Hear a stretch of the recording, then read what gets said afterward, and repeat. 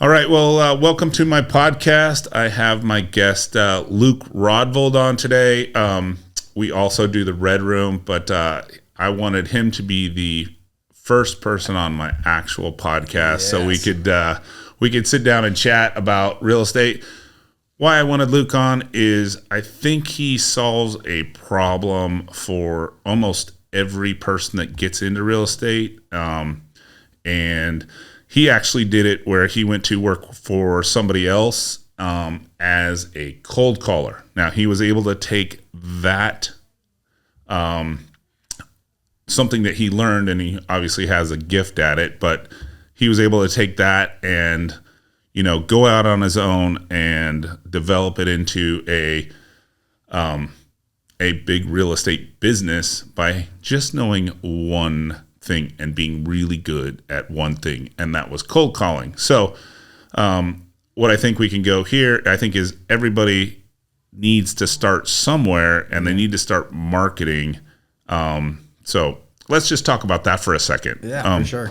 So I think every person that gets into the real estate industry needs to start marketing, and obviously cold calling is probably the least expensive. Oh yeah, right. Yeah, it's definitely the least expensive. That's a huge reason why it's easier to kind of get in with a barrier of entry for cold calling. You can buy a list, you can buy a dialer, and then you can just get busy. Yeah. It's really going, in my opinion, it's going on the offense, where you're kind of going on the defense more so when you're kind of putting stuff out there and having it come back, because you have to wait for those calls. Right. Going on the offense is saying, hey, I'm going to sit there and I'm going to make these calls. I'm going to contact however many people every single day. So it's you can be very proactive with it. Yeah. So, you started, how did you started working with, Dustin and Brent? How did you meet those guys? So, my wife actually started working with them first. She got her license. And then we had a buddy that was a mutual friend, and he was working for them, and she had posted like, hey, I'm looking at, finding somewhere to work. I just got my license. He's like, oh, come check it out. And so she went and worked for them. She crushed it with them for, I don't know, probably a year and a half. And then, I was actually, I was hustling at the time. I was selling stuff on Craigslist. I was buying and selling cars on Craigslist and shoes and stuff like that. But no, so she did it for like a year and a half, and then it's sales. It can be difficult. A lot of people they don't like the I guess the not knowing if you're going to get a paycheck, regularly. And so, she had kind of said, I don't really know if this is 100% for me. I think I'd rather do more so the traditional, because she was doing the investment side. Okay. And then, I had met Dustin and Brent, on multiple occasions for, for work dinners and stuff like that. So when I met them, I was like, I could kind of see myself doing this. Like maybe I'll leave the car selling business and the shoe selling business on Craigslist and try this out. I tried it out, and so we actually kind of flip flopped. She went and got a different job, and then I kind of hopped into her place, and there was really kind of no looking back. I loved it. I absolutely fell in love with it. It was a slow start, which people don't understand, but like when you explain to when people, are getting into the industry, and you tell them, hey, listen, this is not just something that's super easy. It's not like you just jump in and you just start crushing it right away. It doesn't work like that. Most things don't work like that. And so, it took me 5 months to get my first deal. And then after that point, then I kind of started getting a deal every 3 months, and then a deal every month, and then 2 deals a month, and then 3 deals a month, and then, kind of scaled from that point. So. Yeah. So, there's a huge takeaway. 5 months for your first deal. Yeah. Right. Yeah. So, people that get into this industry, that's a long time without a check. I know. Yeah, I know. And that's, people just expect, oh, well, I'm in it now, and I should be doing well. Like, I should be able to get a deal right away. It doesn't work like that. Like, yes, does it happen? Absolutely. But again, you got to keep in mind, like, during those first 5 months, I was honing my craft, like learning what I was actually saying and seeing what I was, I was learning what I was doing wrong, learning what I was doing right. And there was a lot I was doing wrong. And, when people first get into this industry, they're going to do a lot wrong. Because again, you're learning, it's tough. It's tough to do what we do. People, unfortunately, a lot of people sell it that it is extremely easy. It's not, that's not the case. And so you have to get used to rejection. You get rejected a lot, being told no, being told to screw off, that's all part of the game. And if you don't have thick skin and if you can't handle that, this industry, in all honesty, is probably not for you. Yeah. So especially for the cold calling piece of it. So what do you think for kind of the new guys starting out? Call number one. Yeah. You're a little bit nervous.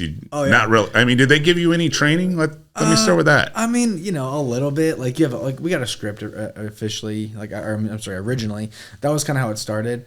But no, it's like those first couple calls. I remember there was one of the times, like one of my first days, when it's like somebody answered and I started going through it and they cut me off and I I got all confused. I was like, I don't know where to take this now. And I just hung up. Yeah. And it's like, that's part of the game, that's part of learning. So, I mean, yeah, it's. So track me through, you hang up on the guy to 30 days till like you feel comfortable in the conversation or? I mean, it was such a long time ago now. You got to keep in mind that was 9 years ago for me. Yeah. So I've been cold calling for 9 years, and that's people still ask to this day, why do you still cold call? I don't understand it, and it's like, well, because I can still get deals from it, Yeah. But yeah, I would say realistically, it's probably not even maybe a couple weeks, maybe like a week or two, to when you actually start feeling a little bit comfortable with having the conversations. And then again, it's year after year after year that you kind of throw on top of it of that experience. It just. You start getting real comfortable. And as what's kind of gotten, me known for it is Madden. I started playing Madden while I started cold calling, and that changed everything for me because. Yeah, because you're doing something fun to get you through this stuff, right? Yep. So I started playing online, and again, it went from when I was cold calling for 4 hours a day. That sucks. It's like beating your head against the wall, and you're just like, this is terrible. I can't do this all day. To when I started playing Madden online, when I was doing it, I was like, oh, this is what I'd be doing if I was just at home, if I didn't have to work. Now I can do this while I'm working, and it made it so much easier. So then, I went from, I had set goals for making 20, 30 contacts a day to making 50 contacts to making 75 contacts a day. Then I started just saying, I'm just going to call for 4 hours a day. I'm going to start calling for 5 hours a day. I'm going to call for 6 hours a day. So it made it that much easier to be able to actually do that, and I got pretty damn good at Madden when I was doing that. Now, did you ever play in a Madden tournament or anything? I never did any of the Madden tournaments. No, it was my focus was 100% real estate and getting the deals, and then that was just something that took my mind off of it while I was doing it. Yeah, but hey, what a great solution to a problem. I mean, I have never cold called for 4 hours ever in my life, so. I wouldn't even know where to start, but I mean, if it's gonna be something that's gonna be like, oh, this 4 hours, I don't want to go do. Yeah. What's the normal person gonna do? They're gonna call for an hour, and then they're gonna stop. They're gonna start. The calls are gonna get worse because you're gonna start putting as much into each call. You start getting tired. You start getting a little groggy.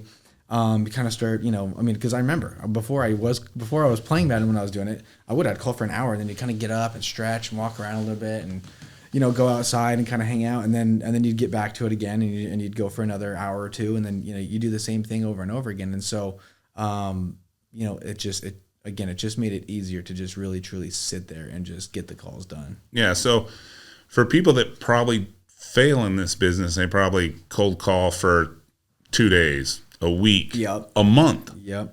And then they get to a point where they're just like, this isn't for me. I don't want to do this. Yep. Right. 1,000%. And so that's the thing is that, I think in any business, when you're first getting started, there's that wall that you have to push through, that you got to decide, you know what, I'm either going to burst through the wall or I'm going to hit the wall and I'm going to turn around and say, this isn't for me. And I think that's that point where, I would say realistically, that point is that first 3 to 6 months.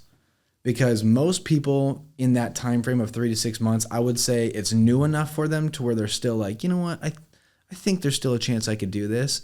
But then like also it's at that point where it's like, okay, I've been doing this now for 3-4 months and I'm not seeing any results. I don't know if this is for me. So like I think that's really when that mental wall comes that you have to decide. And the other thing too is that, in this industry, so much of it is your lead follow-up. And when you're getting started, you don't have anything to follow up on. Right. You know what I mean? You have no leads to be like, oh, let me take my leads from a couple months ago or from 6 months ago or a year ago and then let me follow up with those. No, like I have an appointment. I booked an appointment tomorrow. I went into the office yesterday for like an hour, made a couple quick callbacks that I wanted to hit. Booked an appointment for a deal in Sun City. This was from 3-4 months ago, and I made the call yesterday, and I'm going on the appointment, and if it's what I think it should be probably a 50, 60K wholesale. So there you go, making a 50, 60K wholesale. People forget that the follow-up, and I'm sure the follow-up call to like a dude named John that you've talked to 3 or 4 times is way more fun than the hang up. yeah. Because then it's just exactly, hey, John, hey, I just wanted to, see, I know last time we spoke was about 4 months ago. You'd asked me to reach out to you at the beginning of the year. I just wanted to see if anything has changed where you might be ready. Yes, I am ready now. Thanks so much for calling me. I appreciate it. Do you want to come take a look at the house now? Yes, I do. Sounds great. So interesting enough, even though I haven't ever been a cold caller, I always tell kind of people starting out, like, you should cold call, or if you have a marketing budget, get the VA to cold call for you, and then you take the 5 to 6 contacts they send you every day, and you kind of just become the acquisition manager and talk to them. For sure. No, I mean that's definitely an option. We've gone through, it's kind of funny because you go through all the different waves of how your business grows and everything, right? So I mean, we've done all of that where it's like you have cold callers overseas, and then they hand them off to your acquisition manager, and then they can try to close them. We've also gone the route of those go to a basically a first level guy, and then then they hand that off to the acquisition manager. What we have noticed, just being very honest, is that the more levels that you have in it, the more it gets lost. Yeah. And so I'll be honest, we've kind of gone back to me just taking the initial calls now and just going straight to close them. And I mean, since we've done that, since we went back to that again, it's been really solid again. So is it VA just to you? Mm-hmm. Okay. And sometimes not even a VA, sometimes just lead straight to me. Okay. So once again, I tell students that, like, hey, I think you can tell me if I'm wrong. Yeah. I say, hey, go get a budget for $30, $32. Actually, there's one company that'll do a VA cold caller for 4 hours. It's $16 a day. Jeez. So they're only calling for 4 hours at $4 an hour. It's 60. Yeah. You'll get probably like 2 contacts. For sure. But I don't. If you can, I mean, Jack probably spends $50 on Starbucks coffee, but for 2 Starbucks coffees, he could have a cold caller giving him 2 leads a day. Yeah. And then obviously the inbound stuff is way better, whether it's PPC or paper lead or anything like that. But those conversations are, if you're first starting out, won't necessarily be good unless you've had the experience to talk to the people. 1,000%. And that's the thing, is that we were noticing that when we were giving some of our sales managers, and again, it comes down to training, of course, but when we were giving them some of the hot leads that were coming in, again, you say one wrong thing. You say one small phrase the wrong way, and they don't like it, and you lose the lead. Yeah. And I've seen it happen far, far, far too many times. And so again, when you have that experience, like you asked me, I know things you do not say on the initial call, on the second call, in the appointment. There's just certain things you don't say because you're going to lose the appointment. Right. Or you're either going to lose the appointment, or when you're on the appointment, you're going to lose the deal. A perfect example. I was just on an appointment last week. We ended up getting it.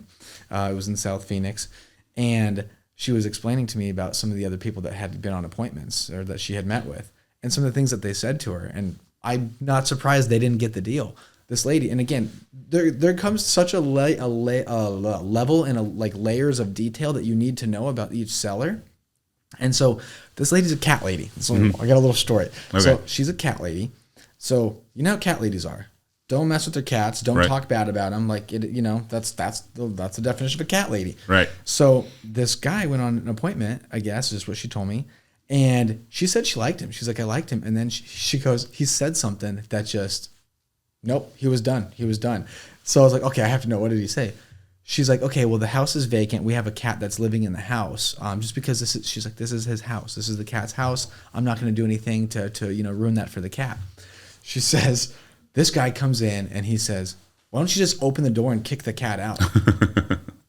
And Yeah, I was like, that's oh like, no. Like he said that and she's like, yeah. And I was immediately done. I was immediately over him. Yeah. I said, no, okay, you know what? And she's like, I was like, okay, this is not going to work. You're a bad human being. And I'm like, oh man. Like again, you can't tell the lady to kick her cat out of her house. Like it's just, you know, so if you got a cat person or a dog person, oh, those are like their kids, right? Just leave it alone. And so when she told me that though, I was like, how is someone who, because I know the company, she told me and I'm like, how is someone that has gone on this many appointments that, you know, ignorant to say something like that to a cat lady? But you know, it is what it is. It's good. It's good for us. Yeah. So, you obviously have the entrepreneurial spirit because you were able to take cold calling for, you know, a team and then move it on to, and then actually that's kind of where you and I really started when you went out on your own. I helped you wholesale some deals. For sure. You let me make like $1,000 a deal. But hey, things were tight when we first got started. All right, Chris?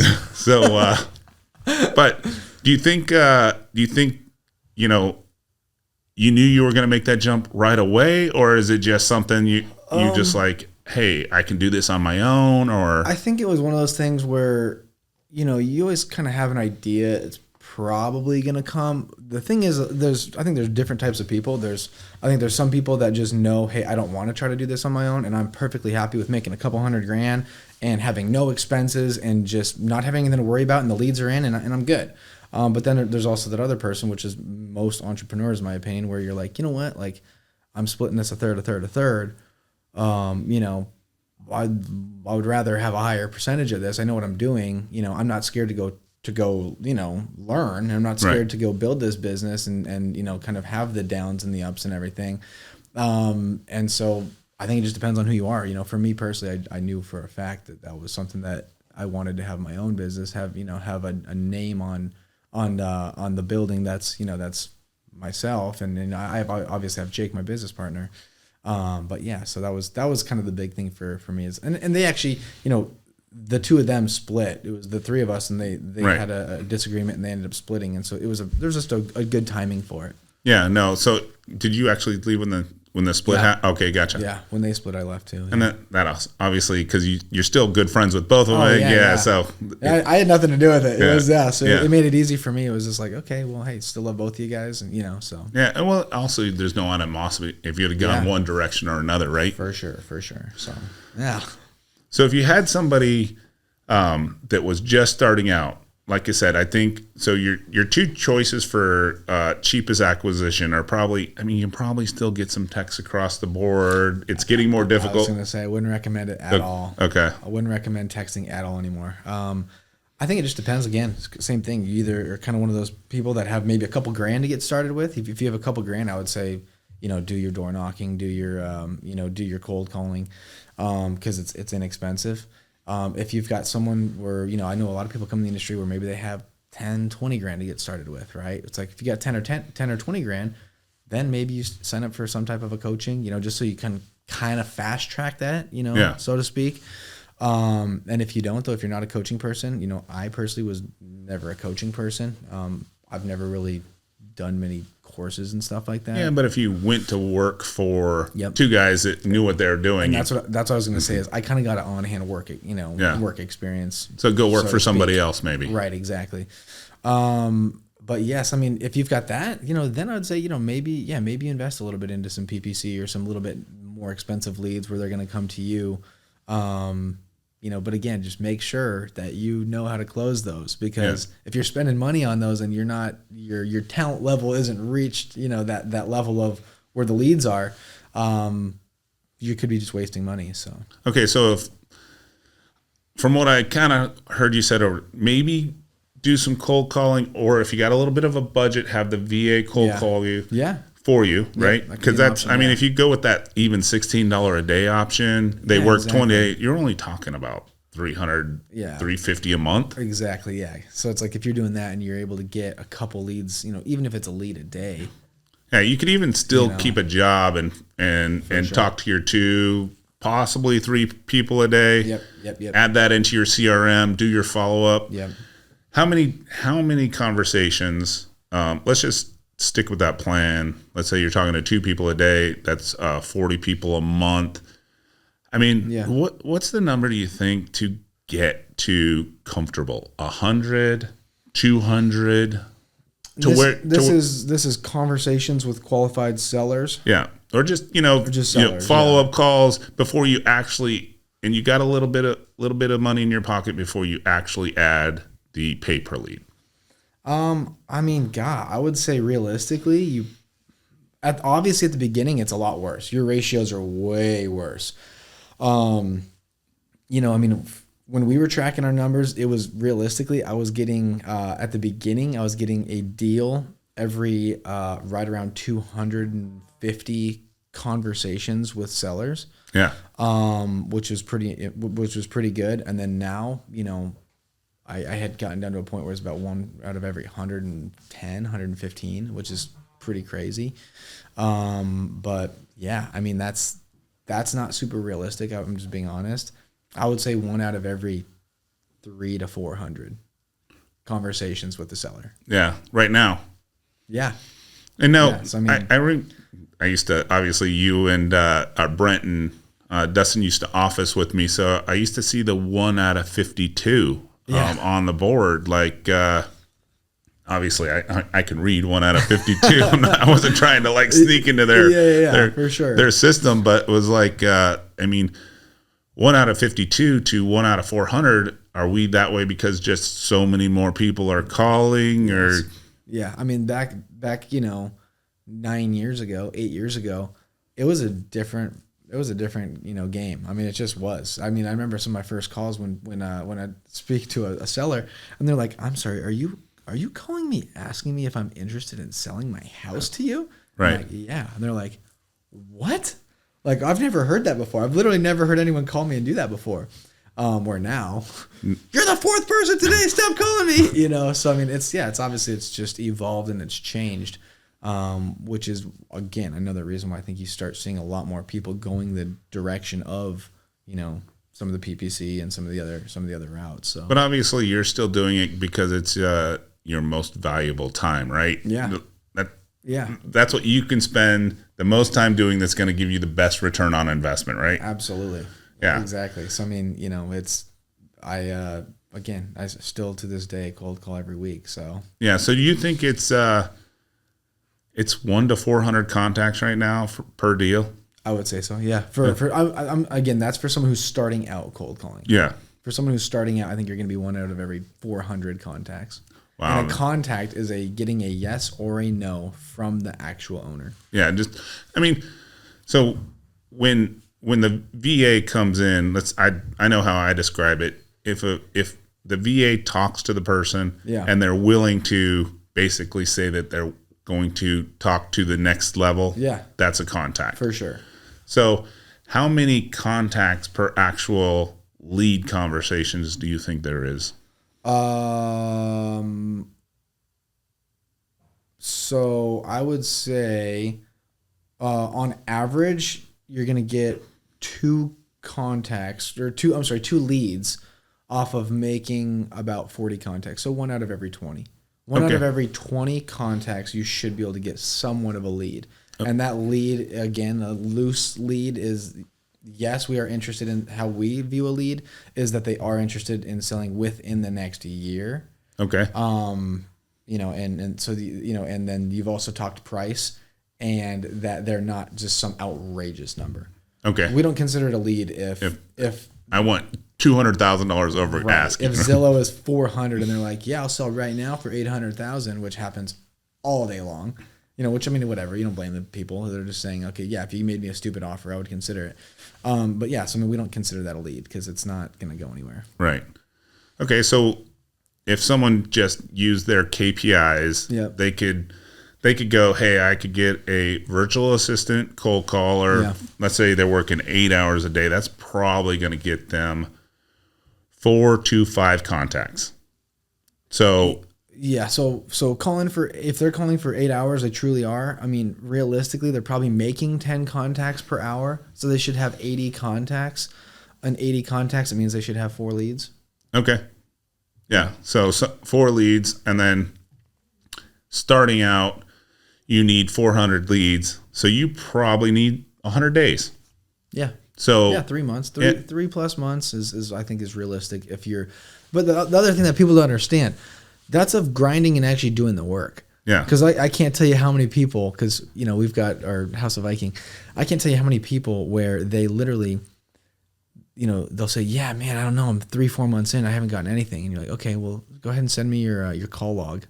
Send me your call log of how much you truly have been calling. Yeah. They're like, all right, well, okay, well, let me just tell you, I was on vacation this week, and then this week I didn't call because my mom was in town, and then this one I was really tired, I just, whatever it is, and so, it's of actually putting in the work. That's what people don't understand that. There's a difference between actually calling 4 to 6 hours every single day and saying you're calling 4 to 6 hours a day, because there's also a difference between actively being on that dialer and not actively being on the dialer. Right. You can be on that dialer and you can be trying to make the most out of every call and trying to push every single seller to a point where it's like you truly know that you've worked that to the bone and if they're actually going to sell or not. Or just saying, yeah, would you consider an offer? Oh, possibly. Oh, okay. Okay. Well, there's just different things you can do to just truly not be interested. Be like, oh, okay. Would you consider selling? Yes. Say the estimate's 400, and they say, oh, I'd sell for 420, whatever, right? Yeah. You can still work that to try to say, okay, well, you can explain to them why you need to be where you need to be, and then just see if it goes anywhere. But if some people say 420, a lot of people are just gonna be like, oh, it's too much. Okay, no problem. Thanks for your time. Have a good day. Yeah. And they just consider that a no immediately. I consider it a no immediately, like I said, if they're just double the price and they're just asking some ridiculous number. But if they're anywhere remotely close to what the Zillow, what the estimate of the property is, then yes, then try to turn that into a lead. Yeah. Rather than just saying, oh, okay, not a problem. Thanks for your time. Bye. Yeah. There's a huge difference. So anybody starting out, what kind of advice would you give them? Like, would you say, hey, go virtual assistant route, or would you say, hey, maybe do it 2 weeks to a month on your own, so you can at least understand what and then listen to the virtual assistant, maybe kind of coach them. How does that look? Not even a question that you need to know what you're doing. So I highly recommend everyone does it themselves, because it's pretty tough to tell someone what to do when you have no idea what you're doing yourself. Right. Even if you've gone through a course, you've taken a course, whatever, but for you to be like, hey, well, this guy's saying do it like this, so just do it like that. They're not going to have a lot of respect for you either when they're like, okay, you don't really seem like you're sure about that. You're just telling me to do what this guy's telling you to tell me to do. Where it's like when you can actually sit down with someone and be like, no, this is how you do it. This is exactly how you do it. It holds a lot more weight. You know what I mean? It holds more weight to be like, hey, I'm going to show you the way to do it. So I mean, my advice though is, again, I would say do both. I would say, learn to do it yourself. Still maybe hire some of those so you still have some leads coming in. It shouldn't be too expensive to do that. And then the biggest thing that I tell everyone is consistency. Yeah. You have to be consistent. You got to, time blocking is probably the best way to stay with consistency. I have a buddy of mine he was a mentor in a different work that we used to do. I used to do MLMs. Okay. So I was in an MLM, and this guy was just an animal. Like, I absolutely love this guy. He was the president of the company. He was like also the sales manager. He was insane. President of sales. He always used to say, if you treat it like a job, it will pay you like a job. If you treat it like a hobby, you will pay for it like a hobby. Right. You know what I mean? Yeah. Makes totally sense. Yeah. So it's like, if you treat it like a job and you actually say, like you said, you go from 8 o'clock to 5 o'clock and you're doing everything you possibly can. You're hitting your lead follow up. You're making sure everything's on point. You're going to make money. There's no doubt about it. You're going to make money. You're working on your craft. If you put everything in place and then you just kind of let it go and you're like, I'll catch that lead some other time, or maybe I'll hit my callbacks next week or whatever, you're going to lose money. There's no doubt about it. Yeah. So that's my best advice is whatever, whatever you go into, if it's going to be, cold calling, if it's going to be mailers, if it's going to be whatever, just be consistent. Be consistent. That's the biggest thing. Yeah. I think the biggest thing I've seen where people fail is they kind of have a budget, and it's a small one, maybe like 10 grand, 15 grand. And they see their budget go out and they don't, they're like $5,000, $7,000, maybe even $10,000 through their budget. And they're just like, they haven't got that first deal. So they pull it. Yeah, right? Yeah. No, for sure. And it sucks because we've had that happen many, many times as well, where you've got months going and you're like, man, we didn't get anything this month.